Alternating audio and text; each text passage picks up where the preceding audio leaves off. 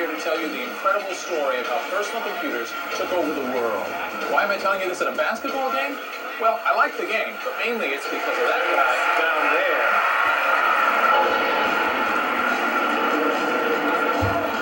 there. His name is Paul Allen, and everything you see here belongs to him.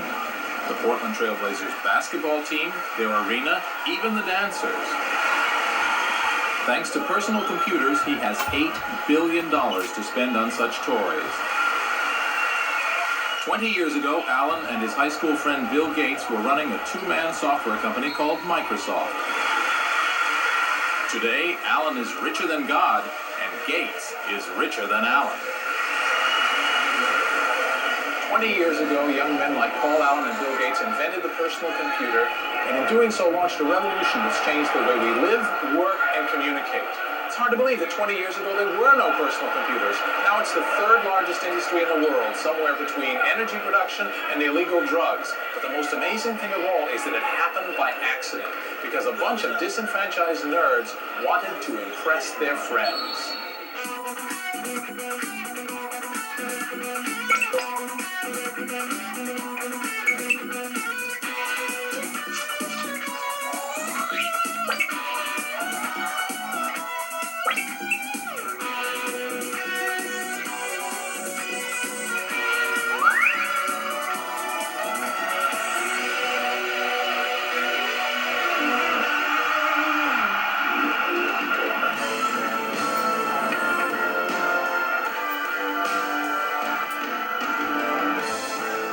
This is the story of how a handful of guys launched an industrial revolution, how they changed the culture of business, how they made history.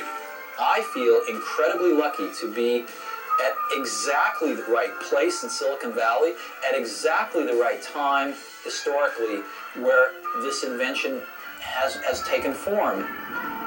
It wasn't like we both thought it was going to go a long ways. It was like, we'll both do it for fun, and even though we're going to lose some money probably, we'll just have been able to say we had a company. All of us would get together and just hope we were right, that the PC would become a big thing. You know, I stop and say, wow, the PC really has become part of the very fabric of the way people live. And we've certainly surged with it. I just stop and say, pretty incredible ride.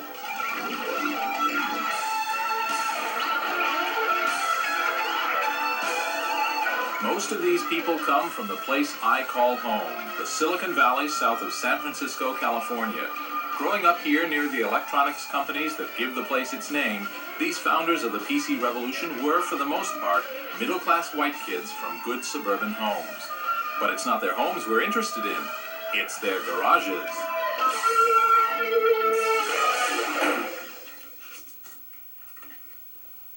This is my garage, and this is all my junk. I'm probably one of the few guys in Silicon Valley who actually has room in his garage for a car. Most everyone else seems to use theirs to start computer companies and create great fortunes. But I don't have a fortune. I'm a failure. I've written computer programs that almost ran, and I've designed and built hardware devices that frankly didn't work at all. But I'm the ideal guy to tell the story of the personal computer business because I'm its premier gossip columnist. And everyone tells me all their secrets. And this is my home, where I write a gossip column for a computing magazine. Sorry about the mess. Institutions in constant change like the PC industry are driven by rumor and gossip, and I thrive on both. My electronic mail address is deluged with inside information about everything from product flaws to who's sleeping with whom. What ties these gossipers together is a desire for truth. These people and their love of technology have fueled the PC revolution. To understand them is to understand that revolution. So let's go find some.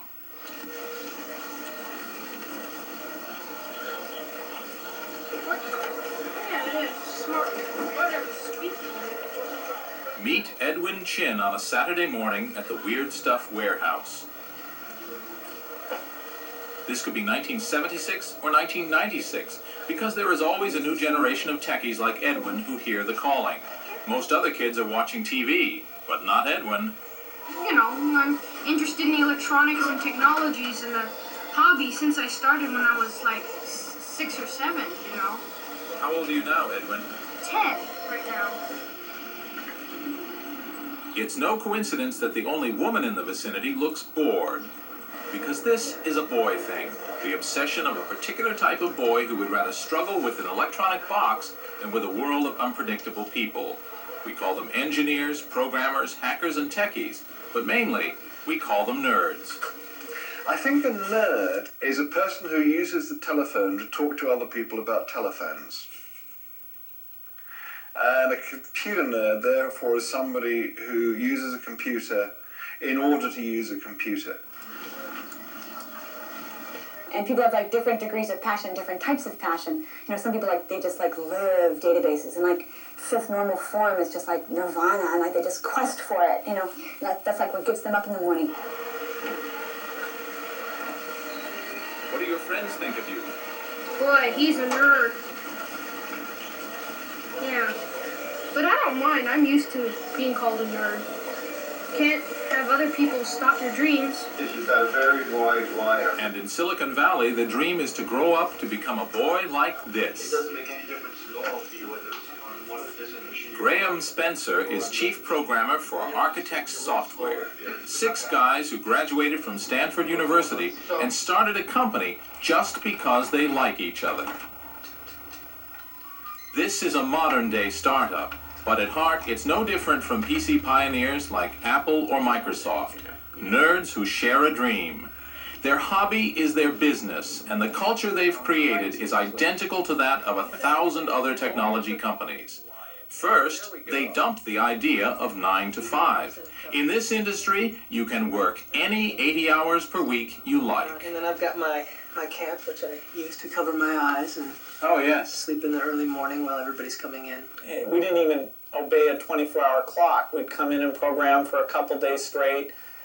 We'd, 4 or 5 of us, when it was time to eat, we'd all get in our cars and kind of race over to the restaurant and sit and talk about what we were doing. Sometimes I'd get excited talking about things I'd forget to eat, but then we'd just go back and program some more. It was us and our friends. Those were fun days.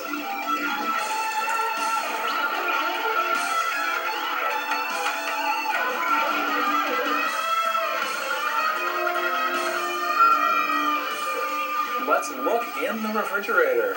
Whoa! We have Coke and cold pizza.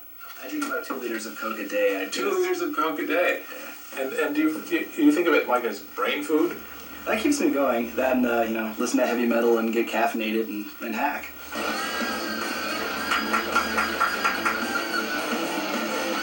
I'd sit down in my room on the floor with sheets of paper spread all around with my computer design I was working on, and always I noticed that I was up pretty late at night and I had lots of Cokes, just part of that life. Combination of stale pizza and body odor and sort of spilt cola kind of ground into the rug. I brought some spaghetti to work and then forgot to wash out the container for the last couple of days, maybe 6 or 7 if I had to be honest. Ooh, that smells bad. Eating, bathing, having a girlfriend, having an active social life is incidental. It gets in the way of code time. Writing code is the primary force that drives our lives. So anything that interrupts that is wasteful. What is it about the internal logic of a computer that's so enticing? For one thing, such logic can be understood, as opposed to things that can't be understood at all, like the motivations of young women, say, or of the French. Let me explain. Time for the Cringely Crash Course in Basic Computers, Part 1. This is a mainframe computer. All of these cabinets are one machine. In the old days, all computers were this size. They were tended by engineers in white coats, a kind of priesthood who took their jobs very seriously. Now, all computers work pretty much the same, whether it's a giant that serves 2,000 users like this one, or a little notebook that serves only me. They process numerical data, adding, multiplying, comparing. Fact is, if you can quantify it, a computer can handle it. It's the emotional stuff they don't know what to do with. The data must be put into a special binary code consisting only of ones and zeros. And you have to give the computer instructions, also in code, to tell it exactly what to do with the data and in what order. These instructions are called a program.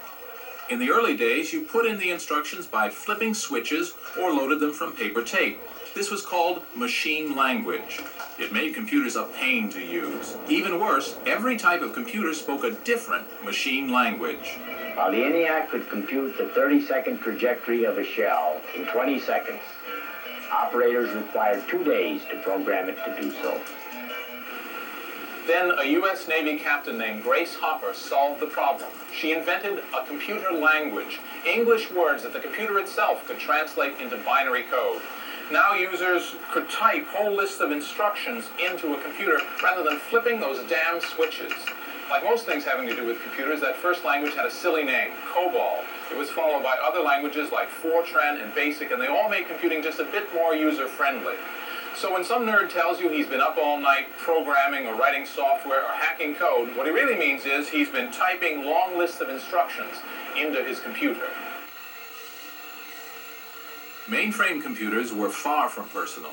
They sat in big air-conditioned rooms at insurance companies, phone companies, and the bank, and their main function was to get us confused with some other guy named Cringely, who was a deadbeat and had a criminal record. Eventually, computer terminals did begin to appear in some schools, but most of us paid no attention. But there was usually one kid who did pay attention, falling in love with the digital purity of those ones and zeros. He was the nerd. And I took this book home that described the PDP-8 computer, and it was just like a Bible to me. I mean, all these things that for some reason I'd fallen in love with, like you might fall in love with a card game called Magic, or you might fall in love with doing crossword puzzles or something else, or playing a musical instrument. I fell in love with these little descriptions of computers on their inside, and it was a little mathematics. I could work out some problems on paper and solve it and see how it's done, and I could come up with my own solutions and feel good inside. So you would keyboard these commands in, and then you would wait for a while, and then the thing would go ta-ta-ta-ta-ta-ta-ta-ta-ta-ta, and it would tell you something out.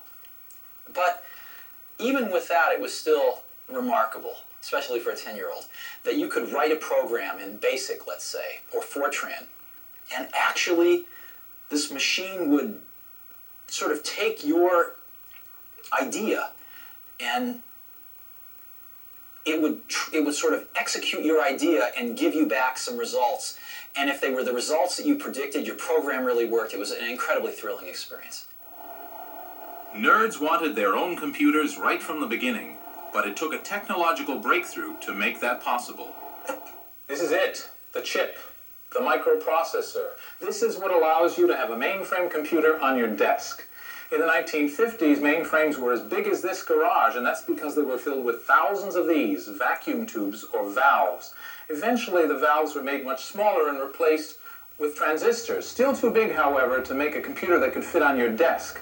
What that took was further miniaturization. Here we have a single piece of silicon etched with thousands of transistors. This microprocessor holds more than 1 million transistors, and that's the secret of the personal computer. And that's why they call it Silicon Valley, not Computer Valley. These are the people who invented the microprocessor, Intel. Intel was started 28 years ago by a handful of guys after a row with their old boss. Their microprocessors today power 85% of the world's computers. Intel not only invented the chip, they are responsible for the laid-back Silicon Valley working style. Everyone was on a first-name basis. There were no reserved parking places, no offices, only cubicles. It's still true today. Here's the chairman's cubicle. Knock, knock. Yeah, I've knocked on the door, but there's no door. Gordon Moore is one of the Intel founders, worth $3 billion. With money like that, I'd have a door.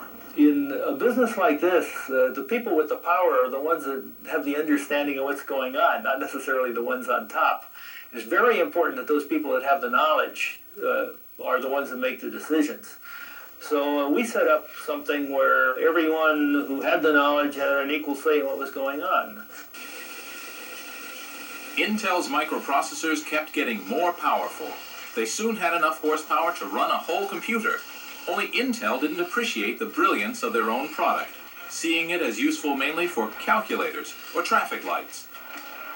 Intel had all the elements necessary to invent the PC business, but they just didn't get it. Lucky for us, someone did.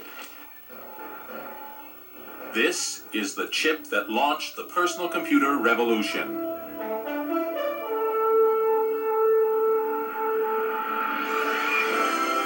This is the magazine that announced it.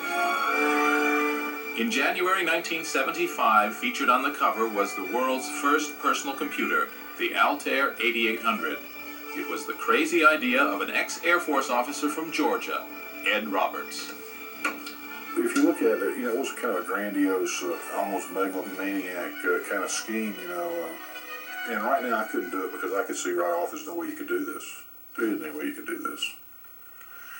But at that time, we just lacked the benefits of age and experience. We didn't know we couldn't do it. 20 years after Ed Roberts' flash of brilliance, this exhibit is being held to celebrate the anniversary of the Altair. Like every other PC pioneer, Ed built his computer just because he wanted one to play with. There were some of us that lusted after computers, really, at that time. All the computers in the world tended to be in big centers, and you had to get permission to get close to them, and it was, nobody had access to computers then. And the idea that you could have your own computer and do whatever you wanted to with it, whenever you wanted to, was fantastic.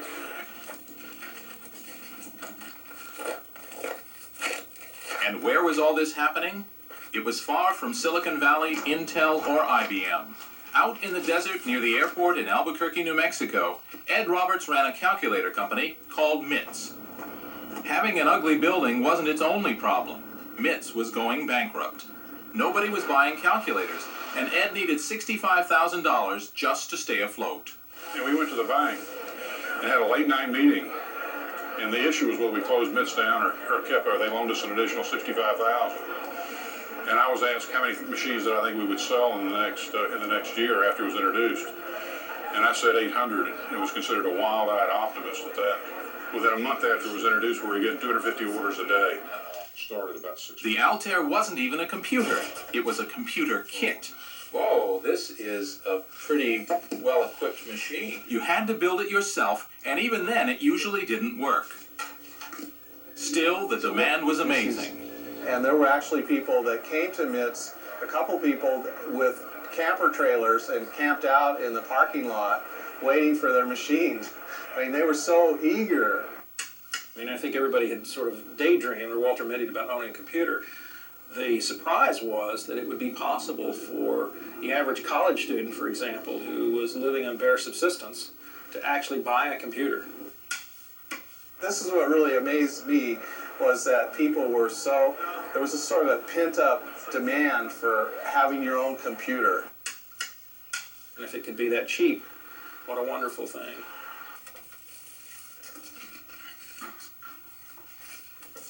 This is an Altair computer, the first personal computer. And not just any Altair. This is Altair serial number 2, the second one made. The first Altair made was sent off to be photographed at a magazine and was lost in the mail. So this is the oldest personal computer in the world. Pretty historic junk, but the question is, what do you do with it? I mean, it has a front panel with switches that you can click back and forth and some lights, but in the back, there's no place to connect a keyboard, there's no place to connect a monitor, there's no place to connect a printer. In fact, there's practically nothing at all that you can really do with this thing.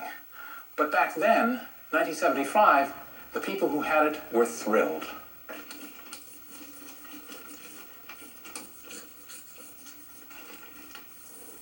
The nerds formed clubs to talk about their new toy. One of the first was the Homebrew Computer Club, which met on Wednesday evenings in a hall rented from Stanford University in Silicon Valley. Presiding over Near Anarchy was Lee Felsenstein, who pretended to be in charge. I would start the meeting by making a horrendous loud noise because everyone was talking and I had to get some attention somehow. And I would use it to call on the person in question. I'd make threatening gestures with it. Most of us were in the electronics industry to a certain extent. There was also a stratum of physicians. And there were a lot of radio amateurs, for instance, finding a new technology that wasn't stale. But most of us were at a sort of middle level downwards. We saw ourselves as crazed ignored geniuses, or possibly geniuses, but at least we could each hope to get our hands on a computer of our own. Not much in them. The very uselessness of the Altair is what drove the hobbyists together. Roger Mellon and Harry Garland started an early computer company. They came here to meet others and to figure out just what the heck could be done with this new toy. A solution in search of a problem. There's no keyboard that I can see. The Altair was tedious to use. At first, the only way that data and instructions could be given to the computer was by flipping switches. Take something trivial like 2 plus 2. Each 2 needed 8 different switches to be flipped, then a 9th switch was used to load them all. Add required another 9 switches. The answer 4 was if the third light from the left turned on. Eureka! So if you had a program that was 100 bytes long, you had to go through this procedure 100 times to load that into memory. It took a long time. I bet it did. And what happened if you lost power or you lost your way in the middle? You cried. The Altair may have been frustrating, but it drove the nerds to experiment, finding real uses for the useless box, turning it from a curiosity to a computer. Steve Dompier set up an Altair, laboriously keyed a program into it. Somebody knocked the plug out of the wall, and he had to do that all over again, but nobody knew what this was about. After all, was it just going to sit and flash its lights? No. You put a little transistor radio next to the Altair, and he would, by manipulating the length of loops in the software, could play tunes. The radio began playing The Fool on the Hill. Da-da-da-da, da-da-da-da, and the tinny little tunes that you could tell were coming from the noise that the computer was generated, being picked up by the radio. Everybody rose and applauded. I proposed that he receive the Stripped Phillips Screw Award for finding a use for something previously thought useless. But I think everyone was too busy applauding to even hear me. It was a very exciting thing. It was probably the first thing the Altair actually did. Turning the Altair into a useful tool required a programming language so users could type their programs in rather than flipping switches. What it needed was a version of some big computer language like BASIC, only modified for the PC. This was called a basic interpreter, but it didn't yet exist because the experts all thought that not even BASIC was basic enough to fit inside the tiny Altair memory. Yet again, the experts were wrong. Here comes the guy who solved the problem. 20 years after finishing the first microcomputer BASIC, Paul Allen is returning to Albuquerque for a celebration of that event, this time with his $15 million jet and 3-foot red carpet. At a time when I was killing brain cells, this guy was founding an empire. He has come to eat rubber chicken in honor of the Altair's 20th anniversary. I'd like to introduce to you Paul Allen.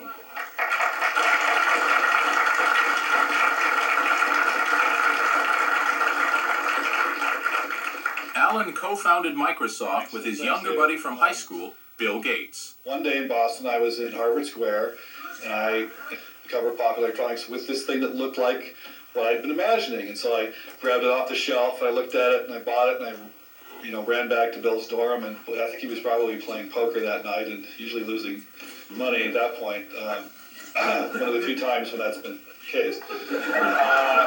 Paul showed that to me. Then, okay, here was a company that would be needing software.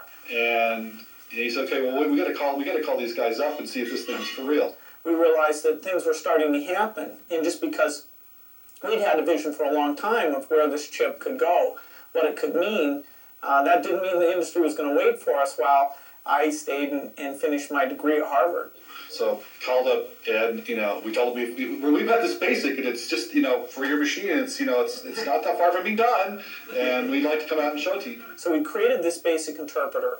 Paul took the paper tape and flew out. In fact, the night before, he got some sleep while I double-checked everything to make sure that we had it all right. But I had no idea what it was really going to be like to try to run the software. It had never been run on an actual computer before. He was very nervous about whether this would actually work. And he got to the office, and we all gathered around, and he put his fingers on the switches, and he loaded BASIC in with paper tape into the Altair. I was so nervous. It's not going to work. It worked. And it came up. And it could do a few little simple things. And it was amazing when Paul called me up and said the thing had worked the first time. And of course it was incredibly fast. And it printed out memory size, and I think Bill said, well, it printed something. So I said, yeah. Oh, that was unbelievable. The fact that it really worked was a breakthrough. Maybe there wouldn't be a Microsoft if the screen hadn't come alive. Who knows? It might all be quite different.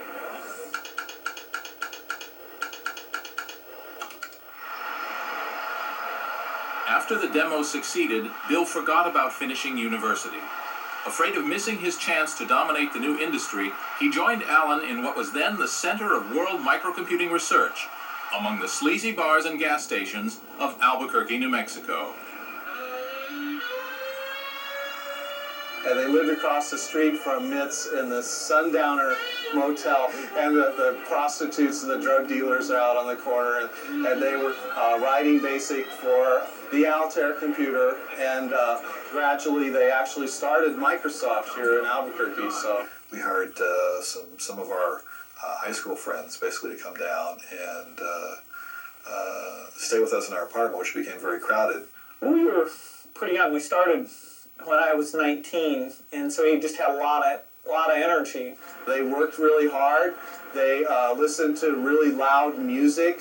I could hardly stand to go in the software room sometimes because the music would be banging off the walls, mostly acid rock.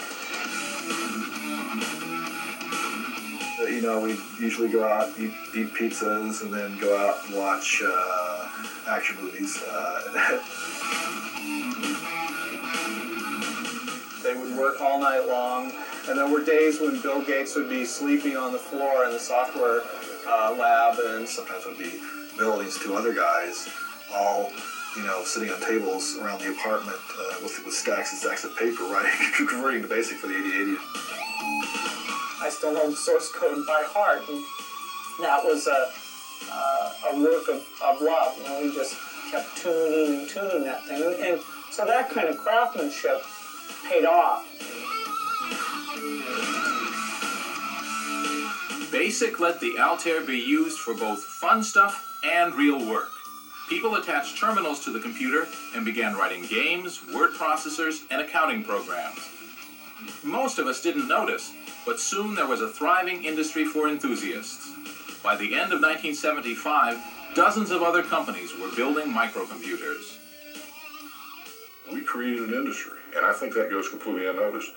I mean, there was nothing. Every aspect of the industry, when you talk about software, hardware, application stuff, dealerships, you name it, was all done at MITS. It was a wild time. It was a very exciting time.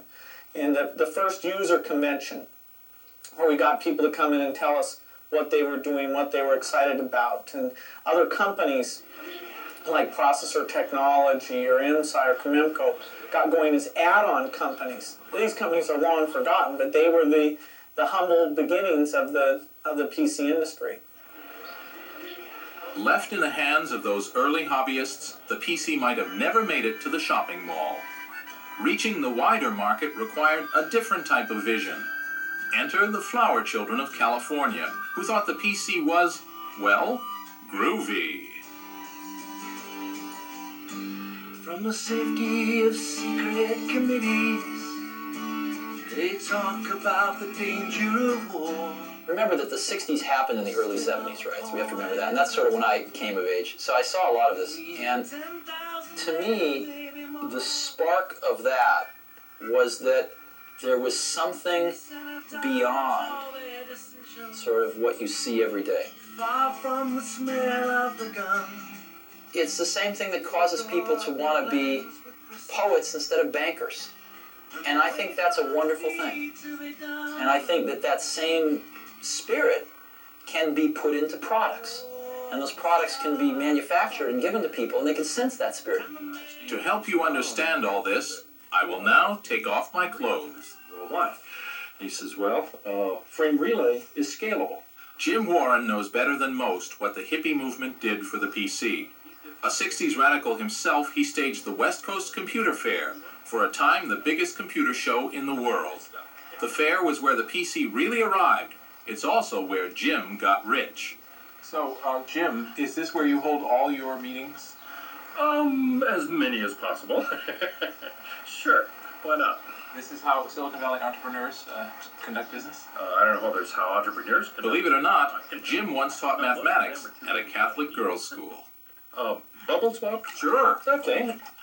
Jim was immediately fascinated by the PC, like many Bay Area hippies. The California counterculture was crucial to the PC's development. And the whole spirit there was working together, was sharing. You shared your dope, you shared your bed, you shared your life, you shared your hopes. And a whole bunch of us had the same community spirit. And that permeated the whole Homebrew Computer Club. As soon as somebody would solve a problem, they'd come running down to the Homebrew Computer Club's next meeting and say, hey everybody, you know that problem that all of us have been trying to figure out how to solve? Here's the solution. Isn't this wonderful? Hi, great guy. And it's my contention that that is a major component of why Silicon Valley was able to develop the technology as rapidly as it did, because we were all sharing. Everybody won. Out of this creative show and tell came Apple Computer, the first mass-market PC company. The Apple founders, a couple of recent graduates from Homestead High, were regulars at homebrew meetings. Steve Wozniak was the technical wizard, and Steve Jobs was the visionary who saw microcomputers as a possible business. The first Apple computer was primitive. It was cobbled together by Woz to impress his friends at the homebrew meetings. Everybody was interested in computers, so I started getting a crowd around me, because even though I was too shy to raise my hand and say anything in a club meeting, after the club meetings, I would put my computer that I had built, and every week it had a little bit more working on it too. But I would set it down and let people type on the keyboard. I would explain what's in it. If they come up to me and ask a question, I can answer. Nowadays, I would have the ability to tell them what it is, and be a little bit more promotional, but back then I could only answer questions that they asked me. But I got a group that started gathering around me. And Steve Jobs saw that I had a lot of interest around me at the club, and he said, let's start selling it. And let's make this company. Came up with the name Apple, and that's how it started. Apple was at best a funky company, started by a couple of teenage hackers who previously had been working as Alice in Wonderland characters in a local shopping mall. And they started it in this garage right here. The first Apple computer was built here. Now there are more than 10 million in use around the world. And I was there. Well, for a short time, I was an employee at Apple Computer, employee number 12, and one day I helped move materials out of this garage. At the time, Steve Jobs said the company was short of loot, so he offered to pay me in company shares, but I held out for the money. My mother still reminds me of that incident. The Apple I was even less of a computer than the Altair. A single circuit board that came with neither a case nor a keyboard. Still, Steve Jobs managed to sell 50 Apple I's. That experience showed Jobs that there was a market for a real computer, the Apple II. It was very clear to me that while there were a bunch of hardware hobbyists that could assemble their own computers, or at least take our board and add the transformers for the power supply and the case and the keyboard and go get go get the rest of the stuff. For every one of those, there were 1,000 people that couldn't do that but wanted to mess around with programming. Software hobbyists. Just like I had been when I was, 10, discovering that computer. And so my dream for the Apple II was to sell the first real packaged computer. Steve Jobs' dream was impossible. It needed too many chips, making the product too complicated and expensive to build. But Woz didn't know it was impossible. And then I got into a way of why have memory for your TV screen and memory for your computer, make them one. And that shrunk the chips down, and I shrunk the chips here, and why not take all these timing circuits? I looked through manuals and found a chip that did it in one chip instead of 5, and reduced that, and one thing after another happened. I wound up with so few chips. When I was done, I said, hey, a computer that you could program to generate colored patterns on a screen, or data, or words, or play games, or anything. And it was just the computer I wanted, for myself, pretty much. And but it had turned out so good. He said, I think we have a computer we could sell 1,000 a month of. How can you sell 1,000 a month, But we needed some money for tooling the case and things like that. We needed a few $100,000. that was a lot of money for two people who had nothing in their lives to speak of, didn't have a $400 bank account. So I went looking for some venture capital. The scruffy 19-year-old seduced the conservative world of venture capitalists. The man Jobs persuaded to part with his cash was Arthur Rock, the inventor of venture capital and the man who had originally funded Intel. At least the Intel boys had graduated from university and owned suits. Well, he wore sandals, and he had very long hair and beard and mustache, but very articulate. He was, I think at one time in his life, and it was probably when I first met him, that he ate nothing but fruit. So as a mainline venture capitalist, this is not the norm. This is not the norm.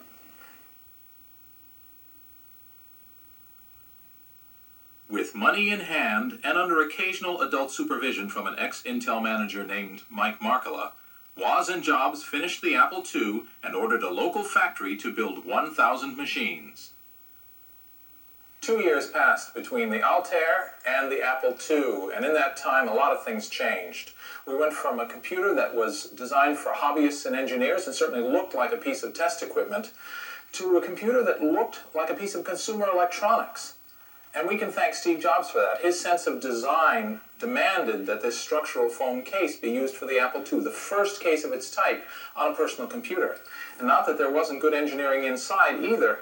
The Apple II was a model of efficient engineering. Here's the floppy disk drive controller, for example. There are 8 chips here where previously there would have been 35. This is an amazing bit of engineering that we can attribute to Steve Wozniak, who was certainly the Mozart of digital design. And all told, it turned the Apple II into a sensation. The Apple II was launched at Jim Warren's West Coast Computer Fair, one of the first big microcomputer shows. The 1978 show drew thousands of attendees and dozens of exhibitors, many of them members of the Homebrew Computer Club, which spawned most of the early microcomputer companies. But there was only one company showing something that looked like a modern personal computer. Right by the entrance, in a prime spot negotiated by Steve Jobs, sat the Apple II. It mesmerized all who saw it. My recollection is we stole the show. And a lot of dealers and distributors started lining up, and we were off and running. How old were you? 21. 21? Yeah.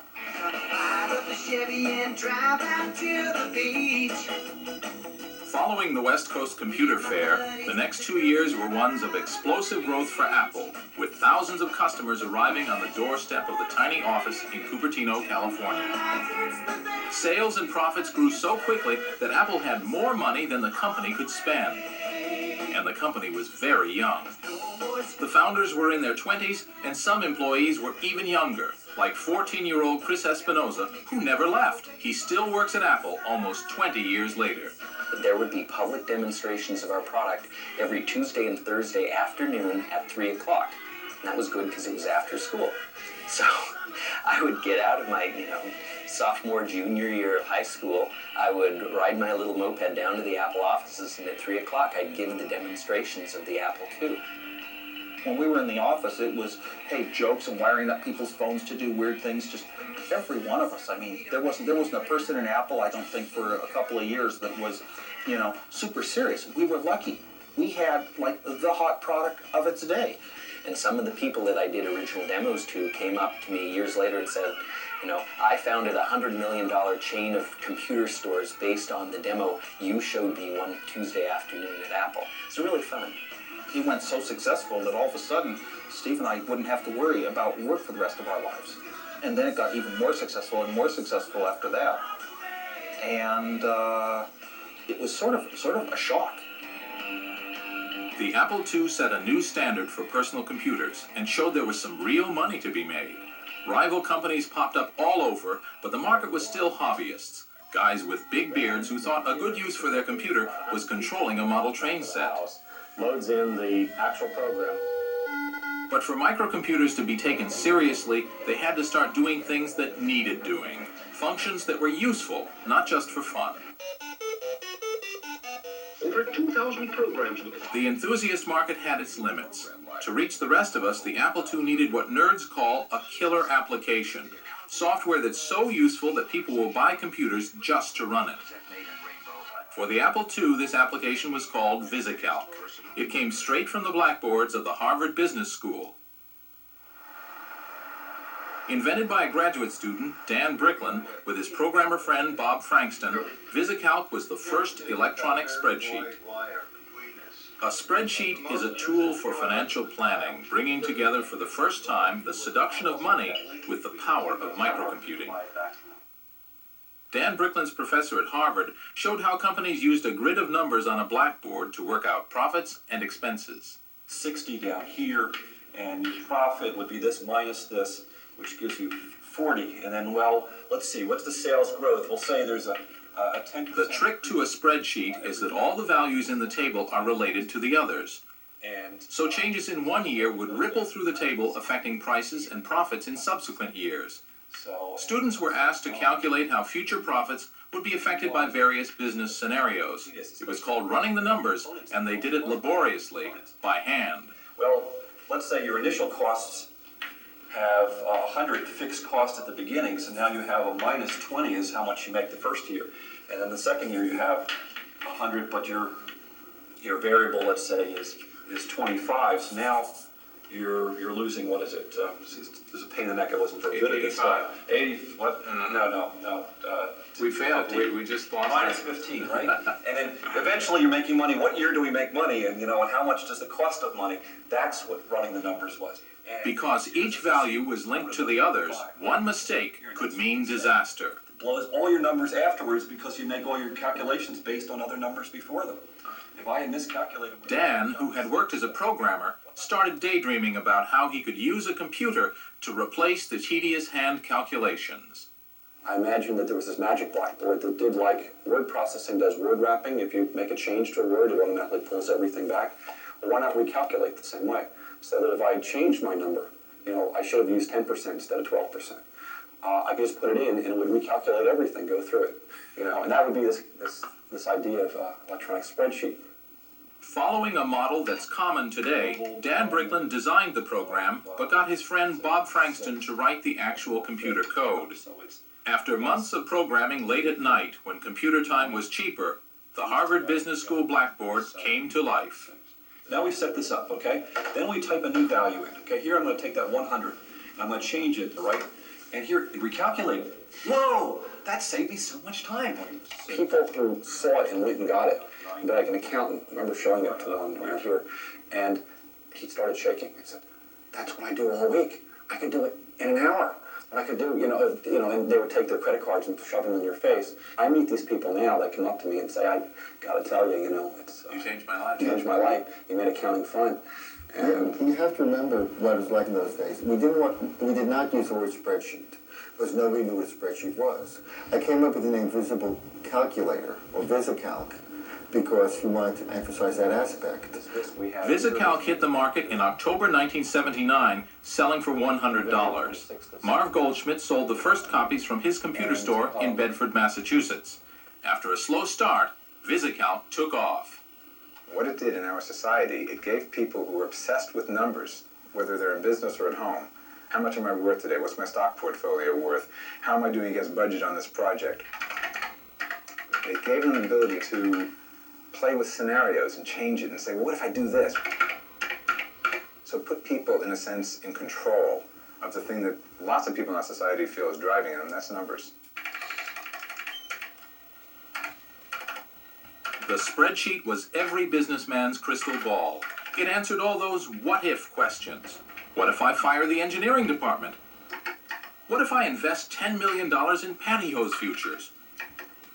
Look, I'll be rich in under a year and have slimmer thighs at the same time. The computer says so.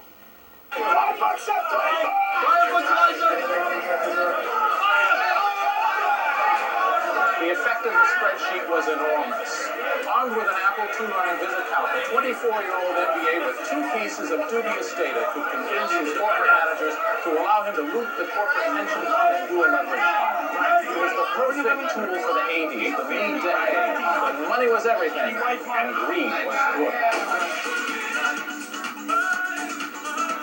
The money seemed limitless. Investments, cash flow, The whiskey, many fresh out of college, drawn here by the lure of big money. work, estimates, He'd made millions for himself and others selling junk bonds. forecasts, or plans. A group that had been motivated by greed. Calc can help you work faster. In 5 years, the PC had gone from a hobbyist toy to an engine that shaped the times we lived in. Thanks to VisiCalc, the Apple II made history. Everybody you talked to just seemed excited about talking about what we were doing. And there was this huge media explosion, kind of like the internet is receiving today, of this is the happening thing. You read about it over and over and over, and every time you took an airplane flight, you read about it. And every newspaper, every week, you'd read something about small computers coming, and Apple was one of the highlight companies. So we were being portrayed as a leader of a revolution, and we really felt that we were a leader of a revolution. We were going to change life a lot. Pretty good for a company started in a garage 3 years before. But not all the PC pioneers made great fortunes. Dan Bricklin decided not to patent his spreadsheet idea. Though more than 100 million spreadsheets have been sold since 1979, Bricklin and Frankston haven't earned VisiCalc royalties in years. You know, looking back at how successful a lot of other people have been, it's kind of sad that we weren't as successful. It would be very nice to be gazillionaires, but I can also understand that part of the reason was that that's not what we're trying to be. We're kids of the 60s. And what did you want to do? You wanted to make the world better. And you wanted to make your mark in the world and improve things. And we did it. So by the mark of what we would measure ourselves by, we're very successful. And what about Ed Roberts? 3 years and 40,000 computers after assembling that first Altair, the fun was over for Ed. MITS was just another player in what had become a competitive market for personal computers. Roberts sold his company in 1978 and started a new life. He went back to his native Georgia and retrained as a doctor. I hadn't really thought anything at all about it until the last few years when people started taking credit for things that we did at MITS. And that's the only thing I think about it. It irritates me, the things that we did at MITS and we took all the heat for that other people have tried to take credit for. And that frustrates me. While Ed Roberts invented the personal computer, it was the founders of Apple who got rich. When Apple went public in spectacular fashion in 1980, Jobs and Woz became multi-millionaires. The nerds had inherited the earth. I was worth about over $1 million when I was 23, and over $10 million when I was 24, and over $100 million when I was 25. And it wasn't that important because I never did it for the money. It was just a little hobby company like a lot of people do, not thinking anything of it. I mean, it wasn't like we both thought it was going to go a long ways. It was like, we'll both do it for fun. But back then, there was a short window in time where one person who could sit down and do some neat, good designs could turn them into a huge thing like the Apple II.